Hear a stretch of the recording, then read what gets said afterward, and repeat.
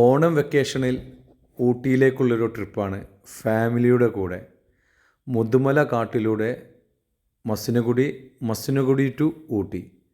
കുട്ടികൾക്കും ഫാമിലിക്കൊക്കെ ഒരു അടിപൊളി എക്സ്പീരിയൻസ് കേട്ടോ, പ്രത്യേകിച്ച് കാട്ടിലൂടെയുള്ള യാത്ര. ഈ പ്രാവശ്യം ഊട്ടിയിൽ ഒരു നല്ല റിസോർട്ടിൽ സ്റ്റേ ചെയ്യുക ഫാമിലിയുടെ കൂടെ.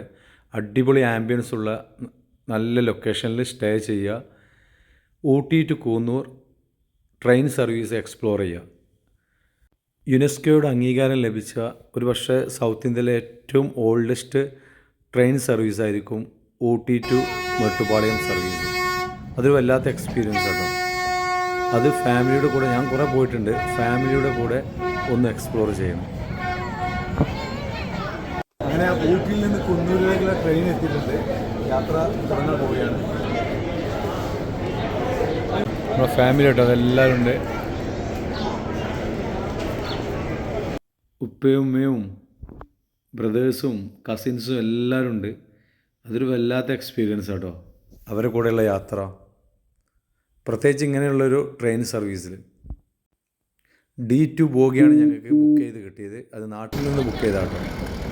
നാട്ടിൽ നിന്ന് നമുക്ക് ബുക്ക് ചെയ്യാനുള്ള ഓപ്ഷൻ ഉണ്ട്. 175 രൂപയാണ്. നമ്മുടെ കോട്ടക്കലിൽ നിന്നാണ് ഞാൻ ബുക്ക് ചെയ്തത്. അത് കാരണം നമുക്ക് ടിക്കറ്റ് യാതൊരു ബുദ്ധിമുട്ടും വന്നില്ല. അവിടെ ചെന്ന് വേറൊരു പ്രോബ്ലം, ഊട്ടിയിൽ ചെന്നാൽ ഒരാൾക്ക് 4 ടിക്കറ്റാണ് കൂന്നൂരിലേക്ക് കിട്ടുള്ളൂ, മേട്ടുപ്പാളയത്തിലേക്ക് 2 ടിക്കറ്റ്. അപ്പോൾ മിക്ക സമയത്തും ടിക്കറ്റ് അവൈലബിൾ ആയിരിക്കില്ല. ജസ്റ്റ് ഒന്ന് ട്രൈ ചെയ്ത് നോക്കിയതാണ് നാട്ടിൽ നിന്നുള്ള റിസർവേഷൻസ്.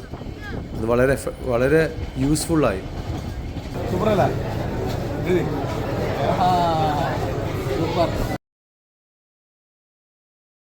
എങ്ങനെയുണ്ടായിരുന്നു ട്രെയിൻ യാത്ര?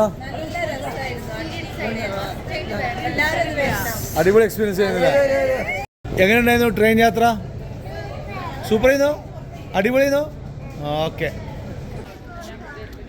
അങ്ങനെ നമ്മുടെ ട്രെയിൻ കൂന്നൂർ റെയിൽവേ സ്റ്റേഷനിൽ എത്തിയിട്ടുണ്ട്. അതിന് റെയിൽവേ സ്റ്റേഷനാട്ടോ, ബ്രിട്ടീഷ് സ്ട്രക്ചറാണ്, നല്ല ഭംഗിയാണ് കാണാൻ.